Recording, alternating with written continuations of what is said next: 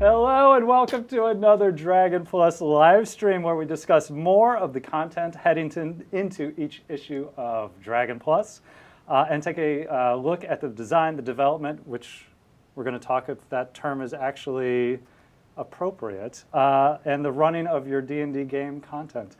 With me this week, a very special guest, Mr. Jeremy Crawford. Hello, everyone. I pulled your bio. I mean, obviously, we work together.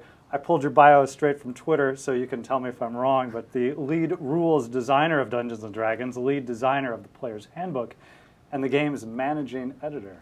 All of that is true. All of that is true. So let me start by saying why I hate having you on my live stream. Because, Jeremy, because you're always such a well-put-together individual. It just emphasizes how schlubby I'm always going to look in comparison to you. But from a rules and game perspective, it is my pleasure to have you on Dragon Plus. It's great to be here. And you and I, many years ago, used to work together on the 4th edition podcast, back when the hosts were me and Mike Merles, yes. And you were our producer. Yes. I've been here long enough to have remembered the genesis of a lot of our platforms. Yes. We did not have a podcast until a couple of years into my tenure. We didn't have social media until really a couple of years into everything. So yeah, it's been a while. Yikes. In any case, one of the reasons we wanted to have Jeremy on, not just to talk fashion and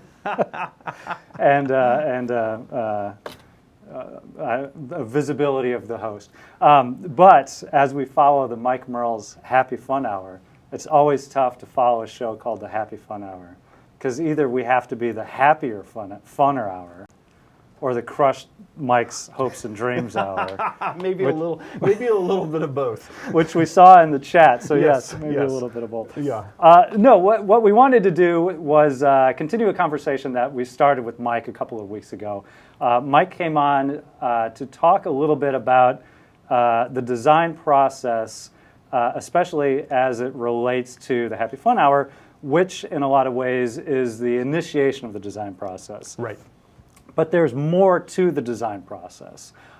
So for folks who might not be familiar with sort of the lay of the land, from the official D&D team perspective, what is the design process? How does it look? How does it work? And a quick little bit of background for everyone watching. We had initially talked about we're going to dive right into the order domain today, but then we realized better to first have a little bit of a conversation about the overall process. And if I don't talk too much, we might actually get to the order domain today. But also, I recorded a video recently with Todd Kenrick where I also talk extensively about our design process. And that video will be up sometime soon, I think, where you'll also get to hear more about some of the topics we'll touch on today. And if I'm not wrong, that'll be on dndbeyond.com? Yes. Yes. Yeah, Todd Kendrick's doing great videos for the brand, and they've been doing a lot of really good content lately. So definitely encourage people not only to use the tools over there, but to read the content as well. So the game design process, for us, it has many stages, and sometimes the stages will neatly happen in sequence. Other times the order will get thrown out of whack, or will bounce around, or will loop back through. But in sort of the ideal form, how it usually goes is we will have what we often refer to as initial design. Initial design could be one of us just brainstorming and quickly jotting those ideas down.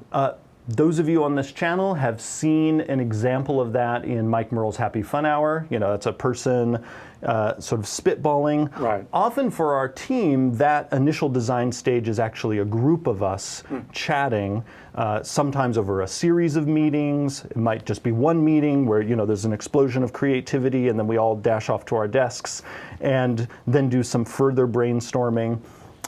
Or again, it might just be the one person who says, hey, I have this cool idea.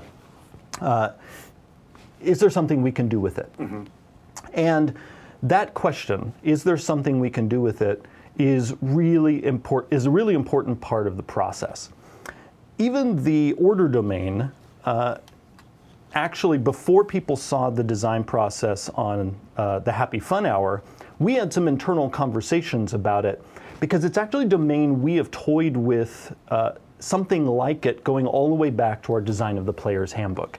We've talked about, and we've called it different things over time, like a duty domain, a law domain, an order domain, something that gets at, this force in the cosmos that is about ordering things, as the name now implies. And one of our first tests for any domain is it big enough?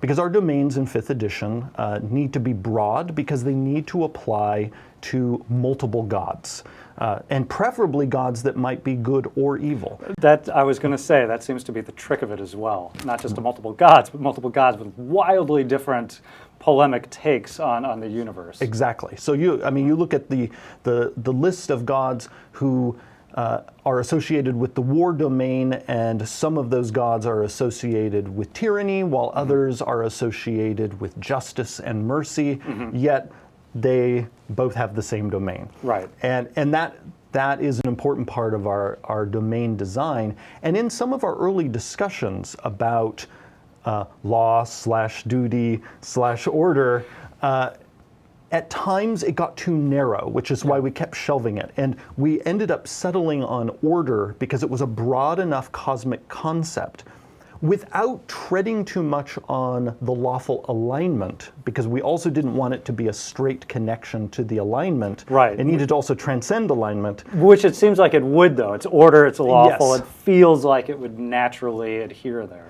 But you could actually imagine somebody who is all about enforcing order and doesn't care by what means they do it.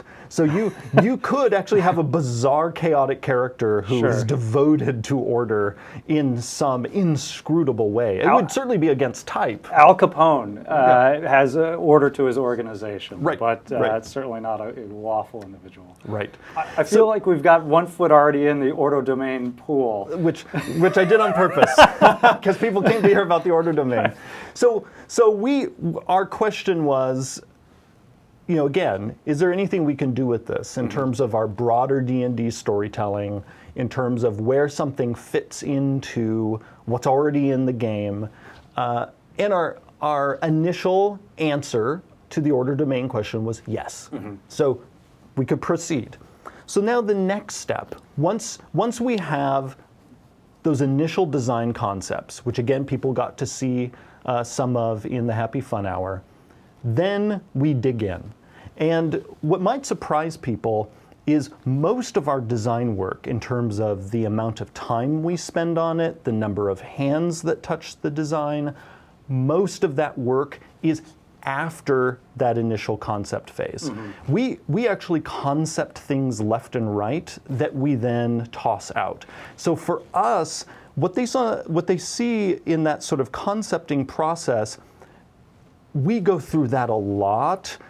But once we commit to something, we're going to move forward. That's when the weeks, if not months, of work really begins. Now, it depends on the size of the design element. A subclass typically isn't going to take us months and months to work on, although we might come back to it many times over a sequence of months. Because here's what we do in the rest of our design process. And to clarify terms, people have often referred to as the design process after that initial concepting as development. Yes. We have actually begun to stop using that term development, because it seems to suggest that, the design happened and now we're just polishing it, Right. which is incorrect, because we actually do most of our design work after the initial design. Yes. And so now we just refer to it as design or final design. Right. Going back to years ago, as you were saying, that was very much the terminology. It was Right. design and development. Right. And we're really, when we talk about this final design process, when we take concepts, we flesh them out, we make it so that they work with the system, They have a clean place to slot into among the other options that are in the game, that it's worded well, that it's edited, all of that like 75% of the design process is the part I oversee. And that, often when we talk about I oversee the production of our books, that's what it means, is I'm overseeing taking those concepts and turning them into what you see in the book. So what happened with the order domain is when we decided, hey, we want to go forward, I then asked members of the team to look at that initial draft and comment on it. In essence, serve as an initial batch of almost like playtesters. When we send something out in Unearthed Arcana, we're asking everyone out in the wide world to tell us, hey, please tell us, what do you think? Well, we do that internally first. Sometimes we do it in a meeting. Sometimes the file will be up on SharePoint, and I'll just ask people go in and comment the heck out of it. And you're addressing the questions I'm writing down, so I don't forget. The playtesting angle of it was one of those. Yeah. Is, how much are they kept under the vest, or shown the light of day throughout the process? But yeah, so for folks who might not be aware, SharePoint, the shared file system exactly. that we use. And so the file is up there, and people just go in and comment, and will say, I love this other piece isn't really tapping into this design element story well enough, this other bit is way too powerful, that kind of thing. And so once people have commented on something internally, either in written form or through meetings we've had, I will often then do a pass, which is essentially a redesign pass, where I take those comments, and either I do it personally or I'll assign it to somebody else. Sometimes even the initial designer, I'll ask them, hey, here's this feedback, please try again based on this feedback, to push the design further so that it speaks to its story better, which is one of our highest priorities.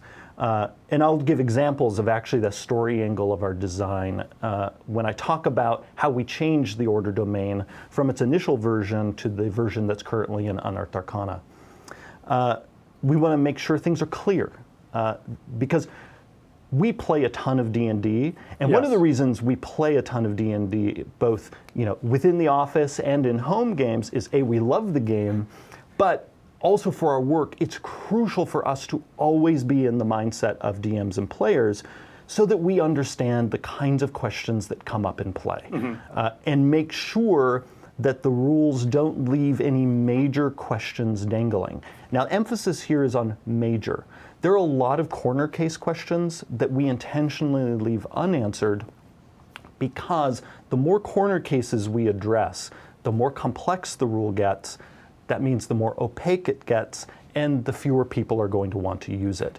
I say this based on us actually experimenting a lot over the last decade with how far do we wander into the woods when it comes to answering corner cases. And what we have found is that the player community as a whole, in general, will not view a highly complex game mechanic that addresses a bunch of corner cases favorably. They will look at that and it was just like, ugh, it's too much. Are there any specific examples of something that was put out there to attempt that and it didn't pass muster? So it's been a while because we now sort of self-edit almost reflexively. We're so used to it now. But there were some things in the D&D Next playtest where some of the spells and some of the class features in some of their earlier forms were more detailed. And we also had some internal versions where, it's like we thought of these 5 corner cases and all of these corner cases are addressed in the rule. But the problem was those corner cases then ended up pulling your attention away from the main purpose for the game mechanic. But it's a balancing act. And I'll talk more about that, the sort of corner case issue, when we delve into specific class features later. Sure. I would, I'm going to just pop over here to the chat as well. I've got a few questions about the process. If folks have questions as well, we'll try to keep an eye on the chat log as we are apt to do. Also notice, no, this is not a beer. It's come up in the chat. It's too bad. Yeah, this is a can of water. So we are watching what you're saying, but so I won't ask every question I just had. Sure. But there are some compelling thoughts that I thought you just shared about the process itself. And there is more to the process. There are more steps. Yes, and I think as we discussed before we even got into the studio, sorry, this will make my pitch to have Jeremy back again. As we experimented with Mike's Happy Fun Hour, the niche that we wanted to fill with that show was, hey, you like Dungeons & Dragons, how would you like to see some of it being made in real time? And the answer has been a resounding yes. And as we've discussed, that's really only part of the process, and it would be a disservice not to show more of that process for fans and designers who are interested in that. So, so what we might not cover this week, we're definitely going to be continuing the conversation. Yes, yes. There's a good chance I will be back next week. Well, next week we'll do Dungeons and Doodles. Oh, but maybe the week after that. After that, yeah. we would love to for sure. Really quickly, so when you get into the room and you guys are brainstorming ideas, is there a cutting room floor of ideas that don't make it that are still compelling?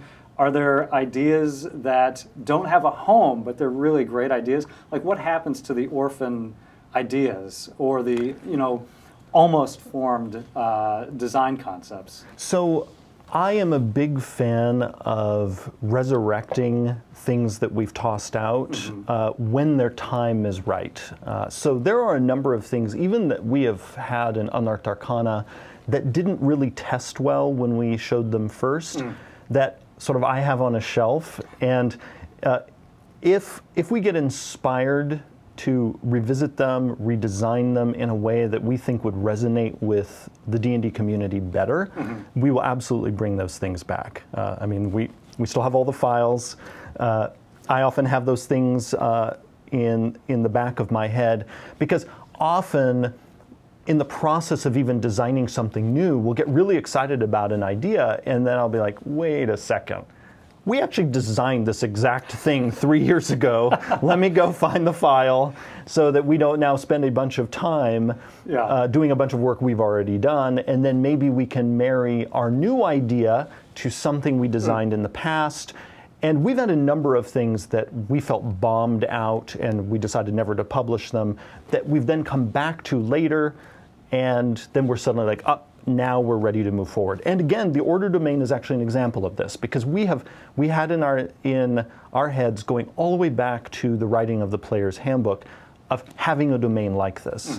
And I'll just tell people, another one like this that has been it's still on the shelf is a beauty domain or something like it. And we just keep not being satisfied, and so we put it back on the shelf, but it doesn't mean it's dead.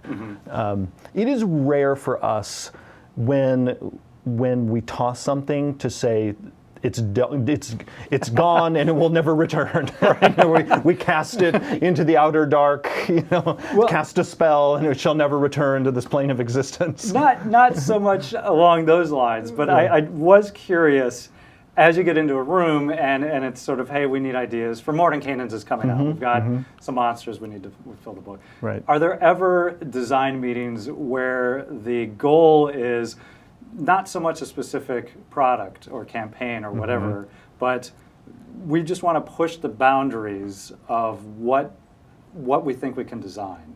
Like design the most far-fetched concept just to see where it takes the thought process. So we love talking about far-fetched things because it's often in imagining improbable directions that we then figure out the probable way for us to go. And those improbable things often become our path further in the future. Like we might realize, here's this crazy thing that we want to do, the idea of which totally delights us. And Mike and I will talk about it, and we're like, well, this is a great idea. but maybe 6 years from now, or maybe 5 years from now. And because we're always thinking about what we're designing now, but what we're designing next year and the year after that and the year after that, and where we want the game to be a decade from now. So one of the advantages of taking kind of a long view and having the measured release schedule that we have is it means we can kind of have this parade of design options in front of us, and it's all about when is the right time for this thing? When is it going to align with a particular adventure we have coming out, with another book? We're going to do a book, we have Mordenkainen's Tome of Foes coming up soon. And a number of the stories in that book and monsters in that book and player race options in that book are honestly things that some of which we talked about years ago. Or it even done in the case of some of the monsters. Monsters we had done initial design on back when we were designing the monster manual. But sometimes the thing, the design really wasn't singing at the time. We weren't happy with it. We'd filled our page count. That's also a hard reality of making books. Sometimes just we run out of room or we run out of time, and the thing has to wait. But I love that aspect of our work, that it's not just about each individual book. It's about D&D as a whole, and where it is now and where we want it to be tomorrow and where we want it to be further in the future. And so that also informs our design decisions, and particularly my design decisions as I make the final decisions of what ends up in our books. It's always about what has come in the past, what have we already published for the current edition, what's going to be in this book, what's going to be in the books near it, what's going to be in the the 4 to 8 books after it. Yes. To always think, how is it fitting in to the broader stories we're telling, the different game mechanics that we're releasing. So we often are shifting in our perspective when we look at game design from the sort of macro overhead view, where it's like we're soaring over the landscape of D&D and looking at it all together, and then we dive down, into the forest, and we're focused on every leaf on the tree. And in this case, every leaf, like in the case of the order domain, is each. It's not only each class feature; it's every sentence in every class feature. Yes, I realize, because when we work on unearthed arcana material, there's a lot of times where it's like, stop the presses, we're going to change one word. Yes. But we're going to change the one word. Yes. and so that actually, talking about the words, is a great way to come back to the design process. So I talked about, we usually go through a redesign after that initial design. And then if something, we really feel strongly about it going out into the public, often what will happen is it will either go to our NDA'd playtesters, those D&D groups that have signed non-disclosure agreements with us, and they get to see pieces of our books months before the books are sometimes are even announced. Or we put the piece into Unearthed Arcana. Sometimes if it's an Unearthed Arcana, we're pretty sure it might end up in a book. Other times we have no product yet in mind, but we're enchanted enough by the idea that we think, well, someday we think this might see the light of day. Now let's see what other D&D fans think. And so that's why going all the way back to the D&D Next process, it's been crucial for us as we shepherd D&D to always turn to you, the D&D fans out there, and ask you, what do you love? What do you want to see more of? And again, we ask those questions on a macro level and a micro level. We want to know, what do you love about D&D as a whole? What do you want in the big picture? But then again, tell us what you think about this exact class feature, where we drill down. If through a combination of playtester feedback, whether it's from Unearthed Arcana or our NDA playtesters, we decide, all right, this thing is good enough to move forward, then we look at our copy editing of the text. Sometimes, again, I mentioned early on, sometimes the order of these steps changes. Sometimes we are far along in writing a book, and we might actually have gone through initial design.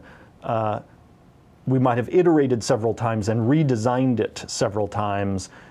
We might even have sent the thing off to copy editing, and at that point send it to playtesters. And when that happens, it's because we are so confident in the design because of internal playtesting, because of the track record of a certain concept, that we know we can move this forward.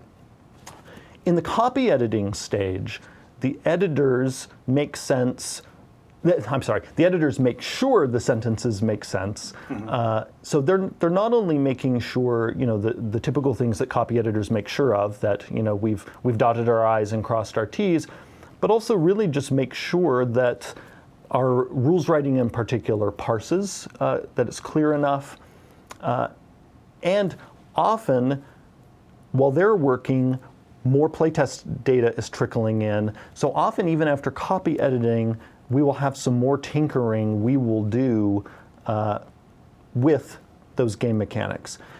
Now, there's also then another layer, that there is a step that occurs, and when it occurs can change throughout a process. It always happens, but it will sometimes happen during the redesign stage, or during the playtest stage, or during the copy editing stage, and that is a math pass.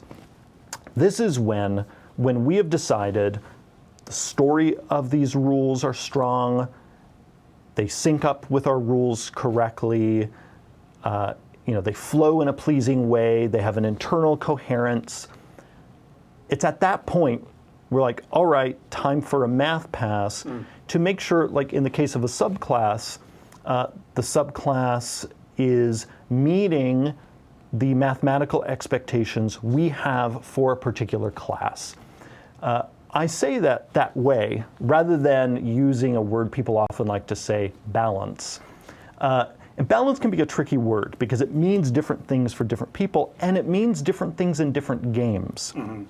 In some games, especially in a competitive game, balance often means that even if different characters have different capabilities, their sort of mathematical output needs to match up in some way so that you feel like no character has an innate advantage over any other character, and that it's really about player skill. Yes.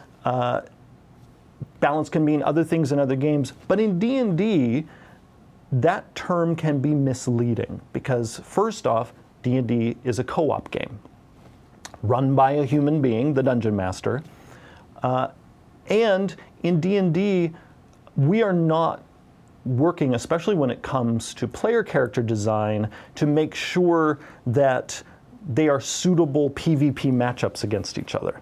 It's important for us when we are balancing player character options that the classes are good at what they are meant to be good at, and that their excellence in their field of expertise matches up satisfyingly with the other character options. We want, when you pair up the fighter with the wizard, with the cleric, with the rogue, that each of them shines in the way they should shine, and that they can each contribute in a way to an adventure that feels appropriate for their class. The Avengers are going to be successful, but if the Hulk and Hawkeye get into a boxing ring, they're not expected to fight just as well against Exactly, but even though the Hulk, and granted, superhero genre is different from D&D, but I like the example because what it does allow us to sort of drill into is the Hulk has a brute strength that allows the Hulk to shine in certain circumstances, but Hawkeye has precision, knowledge, and then when you mix in some of his trick arrows, has tactical options that the Hulk does not have. And so even though D&D characters tend not to have that of an extreme, just sort of raw power difference, right, it does get at the fact that D&D characters are good at different things, and that is our design working as intended. Because often when people come to a particular class, they're coming to it because they want a new play experience. If all of our classes were essentially the same and maybe just sort of got reskinned a little bit, that would really take away the joy people often have when, let's say, you play through one campaign as a wizard and the next campaign you play as a barbarian, And a big part of the joy of that switch is the two classes play so differently. That you're still playing the same game, Dungeons and Dragons, yet the way you're interfacing with that game can feel dramatically different. And so that's also something that's often in our minds when, again, we think each class needs to be good at what it's good at. Right. Then there's a further wrinkle, of course, once you start adding in subclasses, because subclasses then twist a class in a particular direction. And so then we have to make sure, well, then the subclass is also making sure that the class that has the subclass is now not only fulfilling its core archetype for the class, but the sub-archetype that subclass is representing. And I use the word archetype very intentionally because it can not only be applied in rules design, but it is also a very important story concept. And if people today take nothing else away from our talk, it would, for me, it would be this, that even in rules design, it's all about story for our game. It is all about making sure that the options we give either tell a story on their own, or, this is often the case for class features, they are going to form the seeds of story moments at the game table. I often tell people when I'm training them on how to do design for our game, I tell them, pause when you read a spell, when you read a class feature, and play a movie of it in your head. Imagine at the table this actually happening. Does it make sense? Does it fit with the narrative of this class? Or does it fit with the narrative of the spell? You know, when you look at the spell's name and sort of what the story concept of it is it singing? Is it going to be awesome? Also, I find that often when people approach game mechanics in the cinematic way and think through the narrative of the rule, that will often help them identify gaps in it, especially with spells. Often designers will forget to account for certain things, but if they would just pause and think through the caster casting it and the targeting of it and what's going on in the environment, they'll suddenly realize, oh, there's this detail I forgot to account for. And they thought of that because they're playing the movie through their head and realize, okay, I'm going to need to write some more to get this just right. Once the rules have been copy edited, they go into a book, and we match them up with art. And this might surprise people, at the very last minute, we sometimes might change minor details in a spell, in a magic item, in a feat, in a class feature, if we realize that the art we've commissioned is implying something about it. Oh, interesting. And because that's a part of the holistic part of finishing the design. And so there have been times where I have changed a monster's particular special attack or a trait or a spell description. Once I was looking, reviewing the final pages with the art right there, and I'm like, oh boy, this doesn't really sync up. So I'll just go in and change the design a little bit so that it feels cohesive. I feel like I've got a couple of my questions asked already. And before we get into the order domain, in our time remaining, I did want to pull a couple of questions that the chat had really quickly. To that note, we've got Morning Canaans coming out. Were there creatures in particular that you were eager to work with from a design perspective or to have go through the design process that went into that book? And then I guess the other question I would have that came up somewhat related, creatures from earlier editions that you were excited. The question was past edition material, but let's just say creatures from past editions. Excited for the book. So first off, I'll say monsters are one of my favorite things to work on, and that has been true not only my nearly 11 years working on D&D, but in the 5 to 6 years before that when I was working on Blue Rose and Mutants and Masterminds and Warhammer Fantasy Roleplay. Monsters, they're so delightful as a designer to work on because a monster in a way, you get to do a little bit of everything. It has a story, it has an interesting look, it has a variety of game features. You know, it's like it's you can almost think of each of its elements as like there's like a mini spell, you know, a mini little equipment bit. It's almost like racial traits. A monster in some ways is like this distillation, at least in D&D, of many of the game's other elements. So I love working on monsters. And they are story building blocks. Because I have spent most of my life playing and DMing D&D, but DMing more often than playing, every monster I look to me is an adventure seed. Every monster I look at, I think, oh, this could change, my setting's story in some way, or be an interesting NPC. Now, when it comes to the specific monsters in Mordenkainen's, I like working on all of them. I tend to. We love all our children. Yes, it's true. I do. I do. I'm a very loving father. So. I think my favorite things to work on tend to be oldies, like really old things that haven't been in the game maybe for a while, or maybe have appeared in every edition of the game, but go all the way back to first edition. And I also love working on things that are wildly new takes on something, whether it's an entirely new thing, or maybe taking the seed of something in a previous edition and expanding upon it in a way we've never done before. So in Mordenkainen's a great example of the former, an oldie, was the Astral Dreadnought. And the Astral Dreadnought is actually a monster we have wanted to do for a while. That's a great example of something I talked about earlier, that sometimes we shelve something and it might sit on the shelf for years.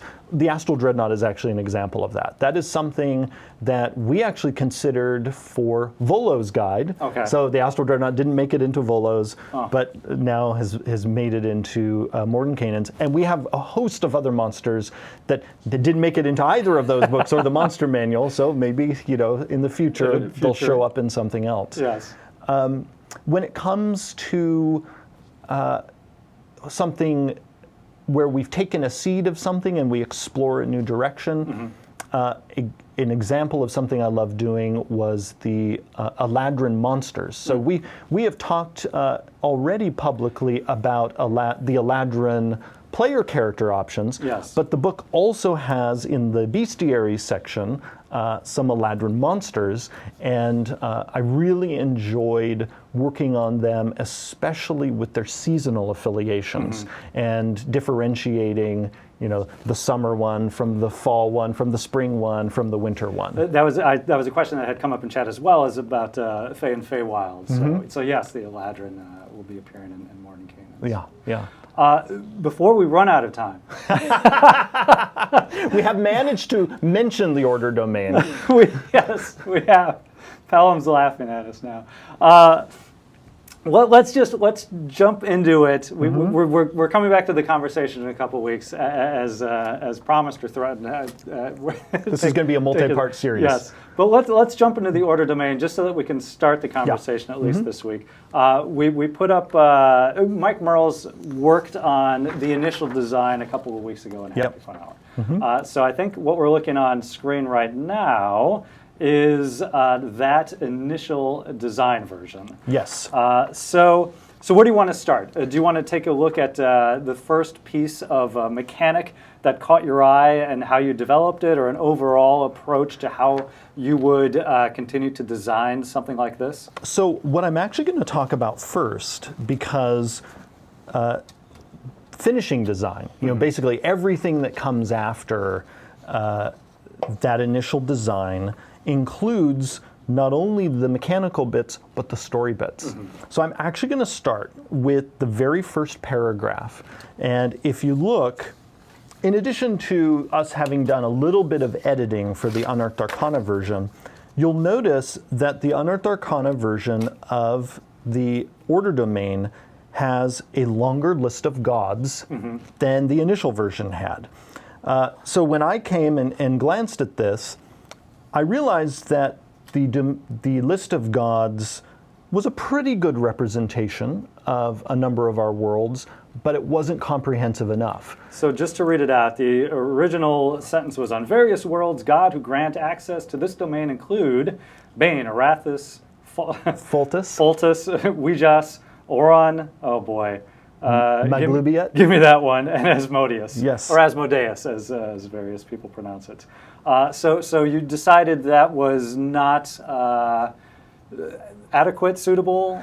Right. So, and this partly came from our internal feedback, where Ben Petrosor, a member of our staff, was one of the people who read this initial draft and put comments in, and he pointed out rightly that that initial god list didn't include a non-evil god from the Forgotten Realms. And we thought, well, certainly there are gods in the Forgotten Realms who are not evil who would have this domain. So right away, one of our things was we need to get a non-evil Forgotten Realms god on here. So Tyr made it onto this list.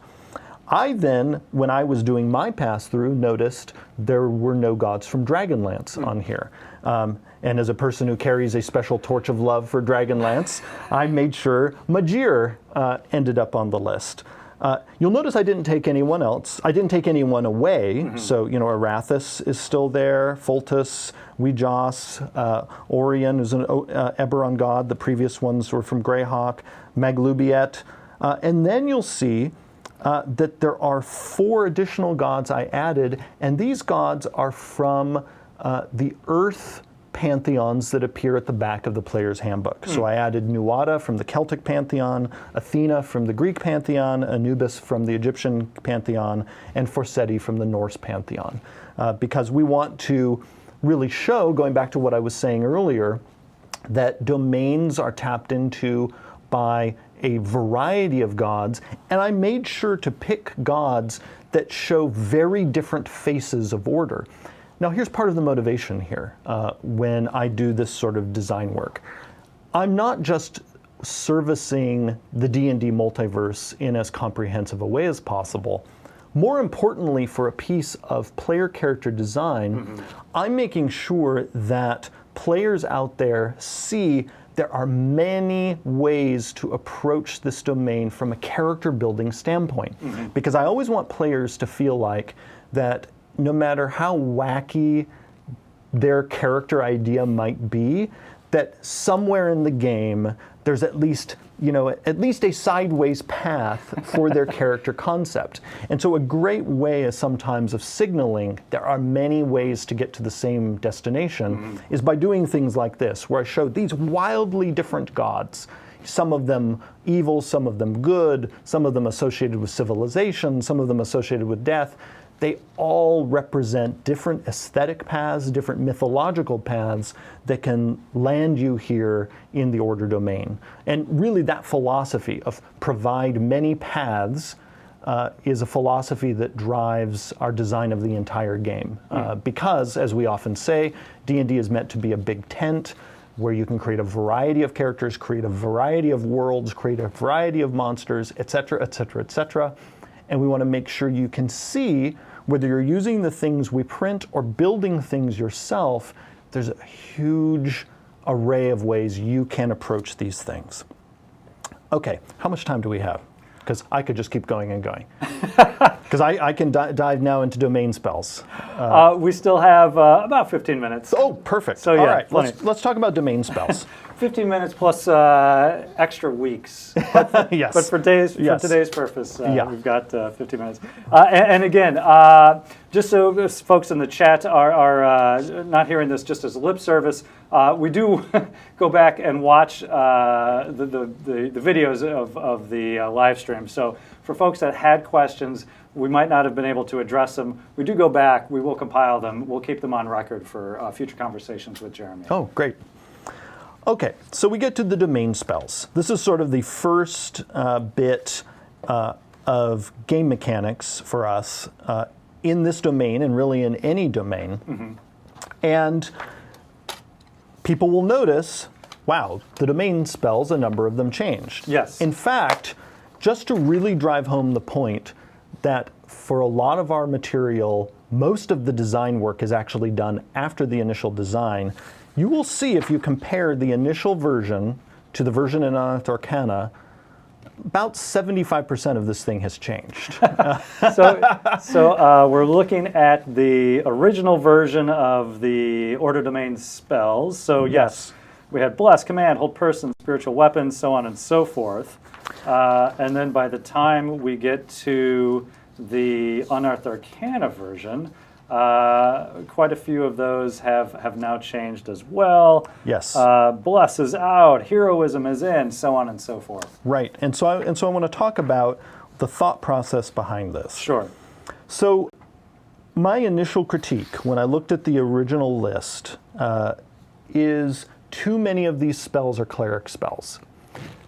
I say that because one of the design purposes of the domain list for most domains is to feed the cleric non-cleric spells. Now, not exclusively, and we have made exceptions. Like people who are really familiar with the cleric might immediately think of the life domain in the player's handbook, which is filled with cleric spells, but that's on purpose in that case, because the life domain cleric is meant to be the most straightforward and also simplest cleric. And so we intentionally kept that domain list focused on mostly, that core shtick of healing. Right.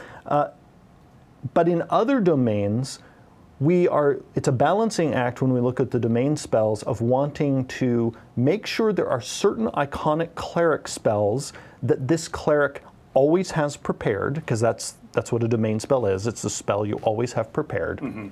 But then it's also a chance to get some non-cleric spells onto your spell list. Right, not just exemplary of this part of the cleric, but here's options that feed into the concept of this cleric. Exactly.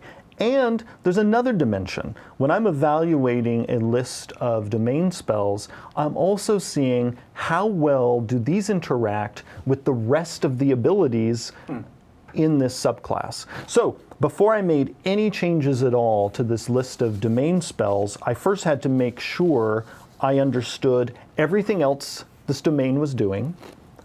And even more importantly, I had to make sure I understood intimately what the story of this domain was.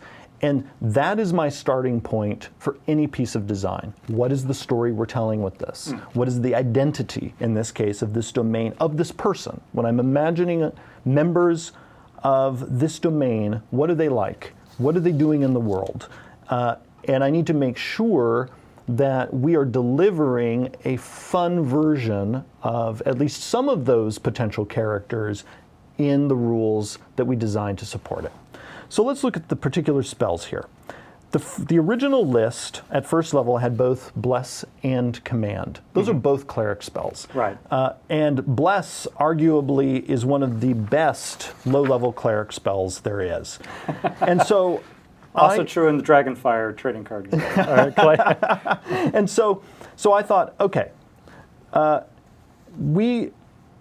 between these two, Bless and Command, the one I wanted to keep on here to make sure that the order domain always has it prepared is Command, because one of the big parts of this domain's story is clerics of this domain will enforce order at any cost, even if they have to magically compel you to do it. Right. So you could almost think of Command as the signature spell of this domain.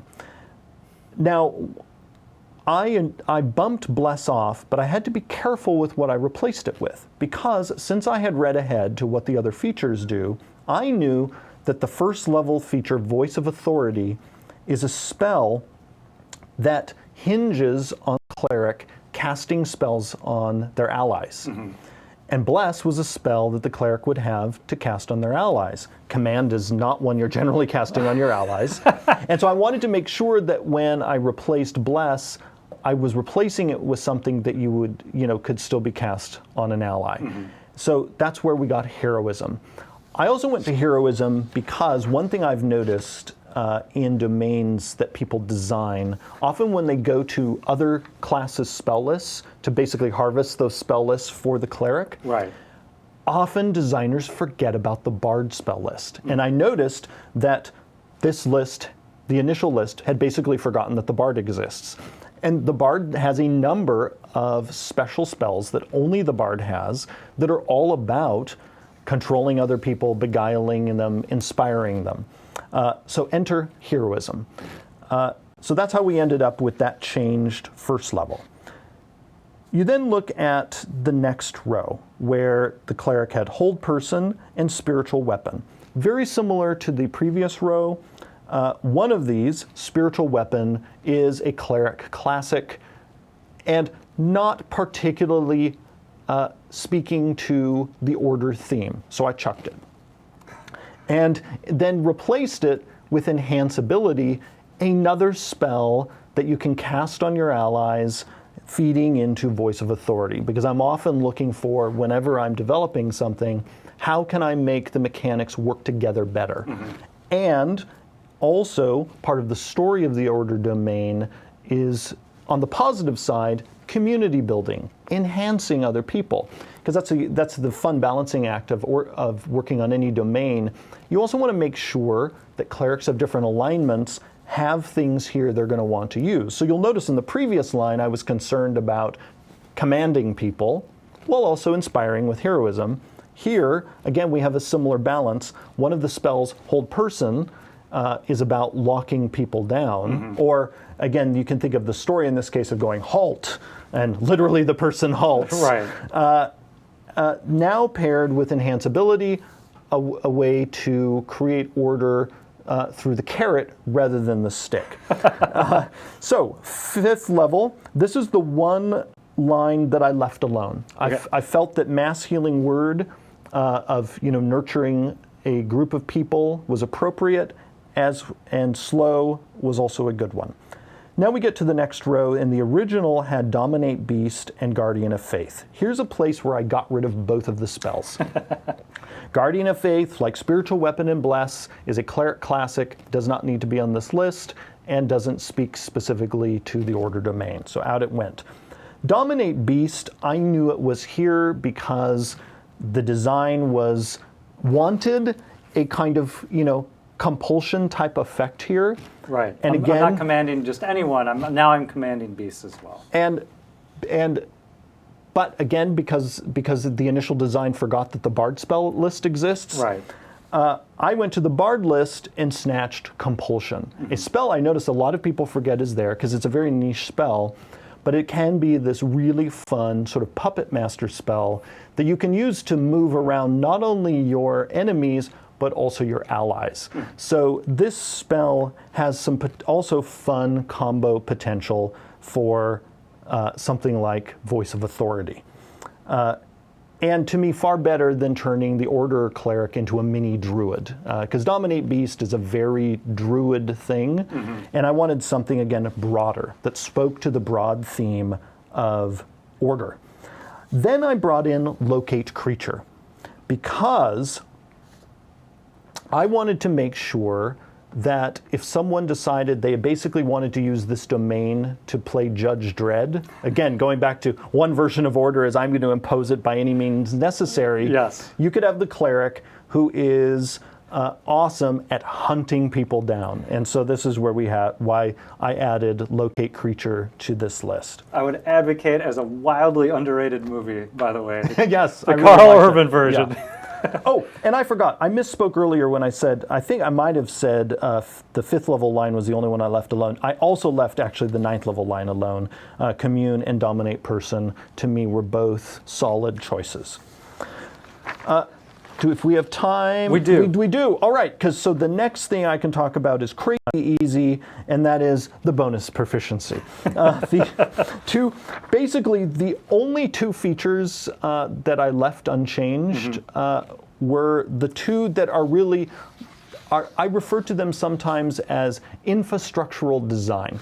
This bonus proficiency and then the later Divine Strike are not actually special features for this domain. As anyone who's intimately familiar with the cleric knows, every cleric basically gets, at 8th level, Divine Strike or potent spellcasting that either pushes them in a weapon-using direction or in a spellcasting direction. Honestly, these features could have been pushed into the core class. We decided when designing the player's handbook to have them exist inside the domains as a sort of further way to differentiate one domain from another. But really, when anyone is evaluating a cleric subclass, these should never really be thought of as carrying the same weight as the rest of the features, because these are really here to make sure that the cleric's damage output stays on par, particularly, and here I'm talking about Divine Strike and Potent Spellcasting. And then often, if we give a cleric Divine Strike, they will often end up getting some kind of bonus proficiency, whether it's better armor or melee weapons, depending on the story of that domain, to make sure they're not going to just be shredded when they wander into melee. So that's what I mean by those two features are really just infrastructural. They're the one bit of a domain that is sort of serving the game's math, but doing it in a flavorful way, because imagining a cleric as a spellcaster versus a weapon user, even though of course all clerics are spellcasters and all clerics can use weapons, it's really a question of emphasis. That difference can really flavor how you visualize your cleric, how you equip your cleric. Now I will say, the one little bit of sort of domain-specific design that we do in these infrastructural features, aside from deciding what armor or weapons they might get proficiency in, is the damage type that appears in, say, in Divine Strike. And it has sometimes been poison. In this case, it's force. It could be radiant damage. It could be necrotic damage. It's all about just picking a damage type that seems appropriate for this particular domain. In this case, we considered radiant, went with force, because force in many ways is the relentless damage type. And what I mean by that is force is the damage type something is least likely to be able to resist, which again, with the order domain where basically, it is going to be obeyed, its damage is going to be taken. and so force damage is one way to communicate that. Next up is Voice of Authority, but Voice of Authority and the rest of the domain might have to wait for our next episode. Yes, let's pause there before we dive any deeper. I have questions. I love some of the process questions as well.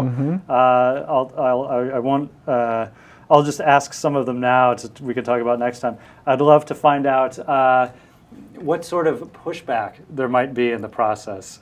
If there's ever it goes from initial design to continuing design, does the initial designer ever say, no, that's that's not what I wanted, that's what I meant, or no, I wanted this? Like, how does who watches the watchman from in the design process? So it's a conversation. Yes. Now, first off, it's always important for us that it's clear to everyone in the process where the buck stops. And so when it comes to rules, the buck stops with me.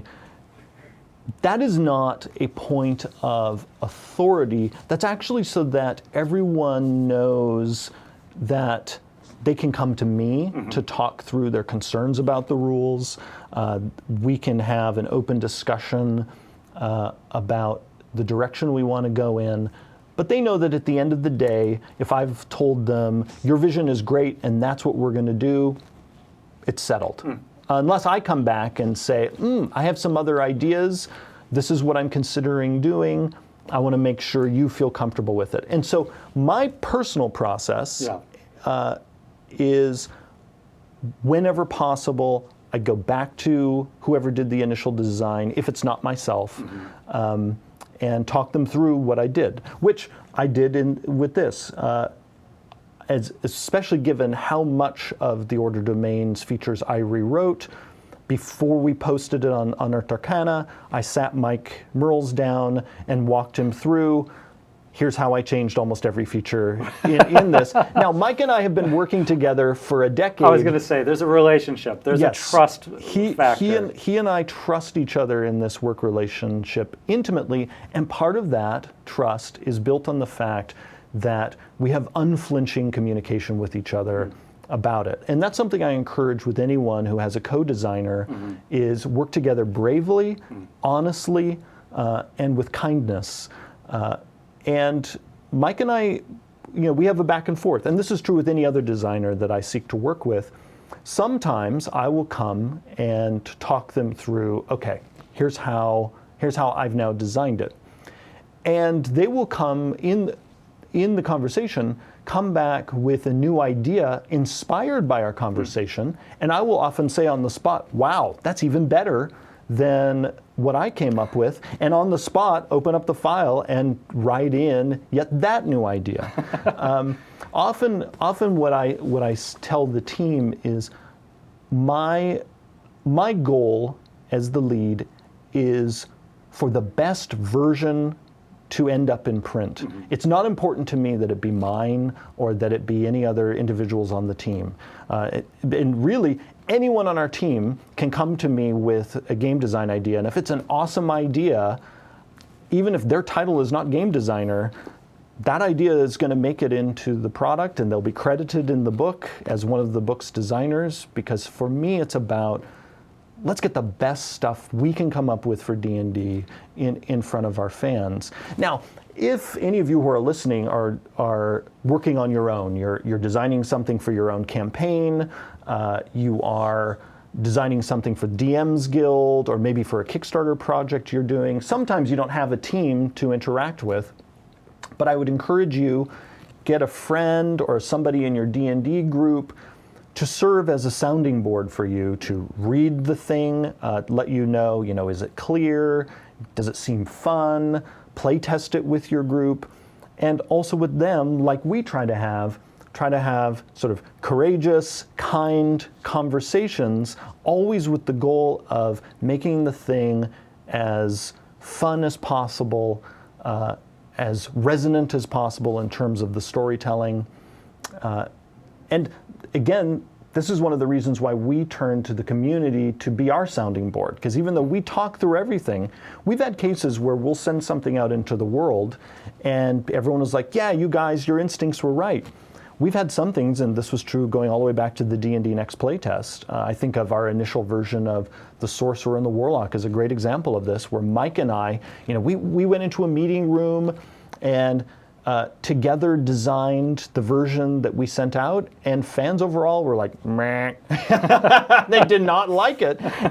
And a part of our work, because we are so committed to doing the best we can do for our fellow D&D fans, we're like, okay, and we just tossed.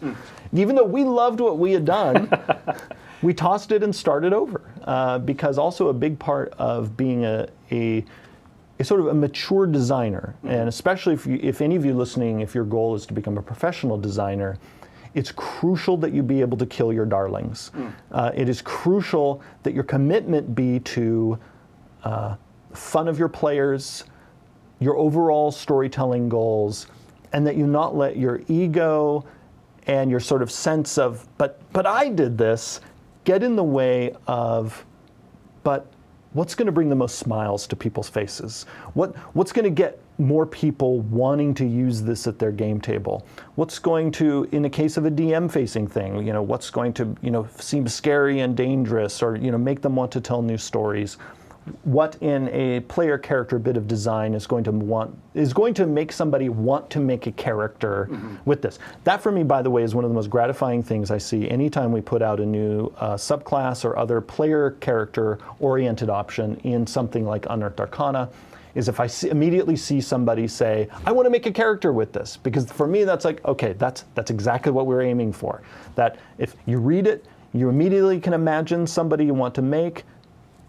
That's what you're going for with player-facing design. Inspire use of the design. Exactly. And if you discover it as a designer, you're not inspiring, it's flat, it doesn't feel deep enough, then it's time to go back to the drawing board. If you have time to. I mean, sometimes deadlines are looming, and you'll have to make some tough choices, which I could talk about in one of our future episodes. I can talk about what you have to do when you triage a design, because sometimes deadlines can back you into a corner and you have to make some really tough decisions. I was going to say,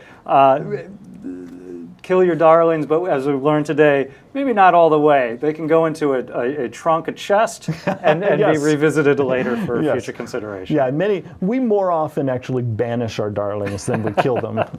Now, on the conceptual level, when it comes to the line-by-line level, there is stuff that we do actually kill. And so actually in our next episode, when we talk about the channel divinity option in the order domain, I can talk about a darling that I killed. Well, let's do that. This was a great conversation. I enjoyed it. I hope the audience enjoyed the conversation as well. Clearly, there's a lot more to talk about. Yes. We've got Dungeons and Doodles coming next week on Tuesday. We're going to have guest artist Zoe coming in, who does a lot of work with the My Little Ponies and Little Golden Books. She toured the office, so we're thrilled to have her in as a guest. But in 2 weeks then, let's revisit this topic, and we'll look to address a few more of the questions as well. Sounds great. Really quickly, just news and announcements. We've got Dragon Plus. Our next issue is coming out this week, issue 19. As always, free on iOS, on Android, and at dragonmag.com. Stay tuned. We've got D&D news coming up in just a short while, as fast as we can do the setup. And then the season premiere, the season finale of Dice Camera Action. They'll be wrapping up their current season, off next week, and then coming back for their new season. So exciting stuff. Jeremy, thank you for coming on to our live stream. My pleasure. It was a pleasure for me as well, so thank you. Good to have you all. All right, thanks everyone. We'll see you next time.